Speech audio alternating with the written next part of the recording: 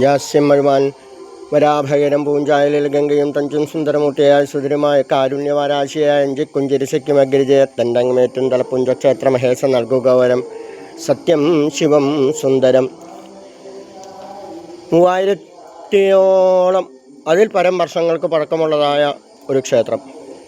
ക്ഷതാത് ത്രായത് ഇത് ക്ഷേത്ര, നാശത്തിൽ നിന്ന് രക്ഷിക്കുന്നത് എന്നർത്ഥം ക്ഷേത്രം എന്ന് പറഞ്ഞാൽ. അത് എന്തിൻ്റേതായാലും, അത് നമ്മുടെ മനസ്സിൻ്റെ ബലമായാലും ബുദ്ധിയുടെ ബലമായാലും അല്ലെങ്കിൽ നമ്മളുടെ ജീവിത സാഹചര്യങ്ങളായാലും അതിൻ്റെ ക്ഷതങ്ങളിൽ നിന്നൊക്കെ രക്ഷിക്കുന്ന ഒന്നാണ് ക്ഷേത്രം. അപ്പോൾ കിഴക്കോട്ട് ദർശനമായിക്കൊണ്ട് പ്രസാദിച്ച അരുന്ന അപൂർവ ക്ഷേത്രങ്ങളിലൊന്ന് അത് പാർവതീദേവിയെ വടിയിൽ ഇരുത്തിക്കൊണ്ട് ഗണപതിയെയും ശാസ്താവിനെയും അതുപോലെ ഭദ്രകാളിയെയും മുരുകനെയും ഒക്കെ ഒരുമിച്ച് കൂടുമ്പോൾ ഇമ്പമുണ്ടാകുന്ന ഒന്നാണ് കുടുംബം. ആ കുടുംബസമേതം കൈലാസത്തിൽ എങ്ങനെ വസിക്കുന്നു ആ രീതിയിൽ തന്നെ അനുഗ്രഹം അരുളുന്ന ലോകത്തിലെ ഒരേ ഒരു ക്ഷേത്രമാണ് തലപ്പുഞ്ച മഹാദേവ ക്ഷേത്രം.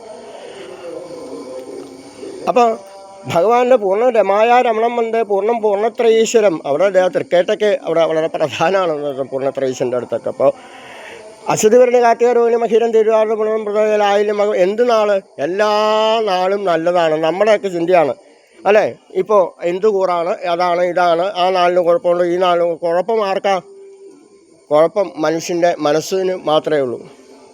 അപ്പോൾ ഒരു കുഴപ്പങ്ങളുമില്ല, ഒരു നാളിനും ഒരു കുഴപ്പമില്ല. അങ്ങനെ ഓണ കാലഘട്ടം സ്നേഹത്തിൻ്റെ ലോകത്തിൻ്റെ മുഴുവൻ നെറുകയിൽ വിശ്വസിക്കുന്നതായ കൈലാസവാസിയായ മഹാദേവൻ, ആ മഹാദേവൻ സ്നേഹത്തിൻ്റെ കാരുണ്യത്തിൻ്റെ പ്രതീകമായി കൊണ്ട് ഓണക്കാലത്ത് മഴ എന്ന് പറയുമ്പോൾ നല്ല മഴ എന്ന് പറയാൻ സാധിക്കട്ടെ. കാരണം ഊഷരമായി കിടക്കുന്നതായ ഭൂമിയെ കുളിരണിയിക്കണമെങ്കിൽ, ഭൂമിക്ക് അടിയിലേക്ക് വെള്ളം പോകണമെങ്കിൽ ഒരു 6 കോലോളം മാത്രം വെള്ളം നനഞ്ഞാൽ മാത്രമേ ഉറവയിലേക്ക് വെള്ളം ചേരുള്ളൂ. 6-7 കോലോളം. അപ്പോൾ 6-7 കോലോളം വെള്ളം ചെല്ലണമെങ്കിൽ എത്രയോ തുള്ളിക്കുരുകൂടം പേമാരി എന്ന് നമ്മൾ പറയാറുണ്ട്. അപ്പം അത്രയും വെള്ളം അടിയിലേക്ക് ചെല്ലണമെങ്കിൽ, ഇത്രയും സ്രോതസ്സുകളിലേക്ക് ചെല്ലണമെങ്കിൽ ഇത്രയും നനഞ്ഞ് കുളിരണം. അപ്പോൾ പലപ്പോഴും പല സ്ഥലത്തും ഇപ്പോഴും നല്ല വെള്ളം കിട്ടാനില്ല എന്നർത്ഥം, ഇത്രയും മഴ പെയ്തിട്ടും. അപ്പോൾ നമ്മളൊക്കെ വസിക്കുന്ന സ്ഥലം ഭാഗ്യവാന്മാരാണെന്നർത്ഥം. നല്ല വെള്ളം, നല്ല അന്തരീക്ഷം. അപ്പം നമ്മൾ ശ്രീരുദ്ര ചമകാദികളെ പോകുമ്പോൾ അന്തരീക്ഷമേ, വാക്യമേ, മനസ്സുമേ, സ്വത്വമേ, സത്വമേ, ബലഞ്ചമേ, ഓജസ്സമേ, ജലാശമേ എല്ലാ ദിവസവും 36 കുടം ധാര മുടങ്ങാതെ നടക്കുന്ന ഒരു ക്ഷേത്രമാണ് ശ്രീരുദ്ര ചമകാദികളെ കൊണ്ട്.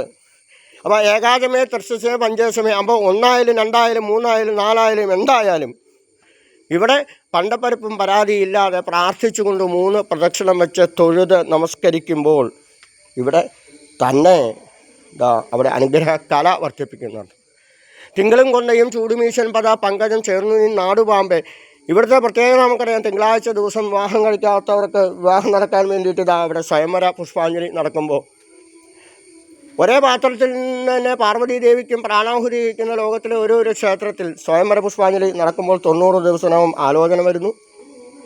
കയറി ചെല്ലാൻ പറ്റുന്ന മോറൽ സൈഡ് ഒക്കെ ക്ലിയറായിട്ടുള്ള കുടുംബങ്ങളിൽ കയറാൻ ചെല്ലാൻ സാധിക്കുന്നു. കുടുംബസമേതം എല്ലാവരും നമ്മളൊക്കെ ക്ഷണിച്ചു കഴിഞ്ഞാൽ ആ വിവാഹങ്ങൾക്ക് ജാതി മത വർഗ രാഷ്ട്രീയമല്ലേ ആ വിവാഹങ്ങൾക്ക് പങ്കെടുക്കാറുണ്ട്. ആ വിവാഹം സ്നേഹത്തോടുകൂടി നടക്കുമ്പോൾ, ലോകത്തിൻ്റെ നെറുകിൽ വസിക്കുമ്പോൾ അത് പ്രത്യക്ഷ അനുഭവമാണ്. അപ്പോൾ ഏതെങ്കിലും രീതിയിൽ വിവാഹം നടക്കാത്തവർക്ക് വിവാഹം നടക്കാനും, അതുപോലെ 90 ദിവസം ആലോചന വരുന്നു, 6 മാസം വിവാഹം നടക്കുന്നു. 6 മാസം വിവാഹശേഷം അവർ എവിടെയോ പോയി താമസിച്ച് കഴിഞ്ഞിട്ട് പിന്നീട് അവർക്കുണ്ടാകുന്ന ആണായാലും പെണ്ണായാലും സന്താനങ്ങളായാലും ഇവിടെ വെച്ച് തന്നെ ചോറ് തീർക്കുന്നു. 4ാം തലമുറയ്ക്ക് കഴിഞ്ഞ മാസം ഇവിടെ ചോറ് കൊടുക്കേണ്ടായ. അപ്പോൾ നമുക്കറിയാം, ഒരു തലമുറയെ പ്രസാദിക്കുന്ന പല ക്ഷേത്രങ്ങളും ഉണ്ടാകും. ധാരാളം അനുഗ്രഹങ്ങൾ കിട്ടുന്നു. ഒരു തലമുറയെ അനുഗ്രഹിക്കുന്ന മഹാക്ഷേത്രങ്ങളുണ്ടാകും. പക്ഷേ ഇവിടുത്തെ പ്രത്യേകത 4 തലമുറയെ ഒരുമിച്ച് അനുഗ്രഹിക്കുന്നു എന്നുള്ളതാണ്. 4ാം തലമുറയിലെ കുട്ടികളെ പോലും നമുക്ക് ഇവിടെ നിന്ന് ചോറ് കൊടുക്കുന്നത് കാണാൻ നമുക്ക് പ്രത്യക്ഷമായിട്ട് കാണാൻ സാധിക്കുന്നു. അപ്പോൾ 4ഓളം തലമുറ, അതായത് ഒരു വ്യാഴവട്ടക്കാലം 12ഓളം വർഷങ്ങളെ ഒറ്റ രീതിയിൽ തന്നെ പ്രസാദിക്കുന്ന ലോകത്തിലെ ഒരേ ഒരു ജഗതപിതരോ വന്ദേ പാർവതി പരമേശ്വരു.